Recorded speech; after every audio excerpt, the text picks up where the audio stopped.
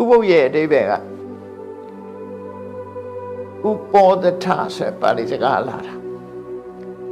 ဆိုလိုတဲ့အဓိပ္ပာယ်ကဥပောဒထဆိုတာဥပဝဒထ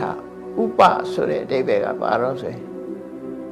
အကျင့်ကုန်နဲ့ပြည့်စုံပြီးတော့ဝဒထကနေတာမြန်မာစကားလုံးလိုက်တဲ့အခါကျတော့ဥပောဒထကနေပြီးဥပုပ်ဆိုတဲ့စကားလုံးထွင်လိုက်တာမခေါ်ရလို့ရှိရင်အိုးပုပ်ဖြစ်သွားတာအိုးပုပ်မဟုတ်ဘူး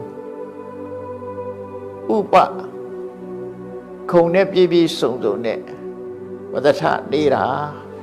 ဆိုလိုတာအကျင့်ကုန်နဲ့ဒီကနေ့အထူးခံယူဆောက်တိတ်ထားတဲ့အကျင့်ကုန်နဲ့နေတာဒီလိုဆိုလို့တယ်ပေါ့ကိုချင်းသီလနဲ့အထူးနေတဲ့နေ့ကိုဥပုပ်နေ့လို့ပြောတာဥပောဒထအဲ့လိုအဓိပ္ပာယ်ဆိုလိုတာနော်ပါဠိစကား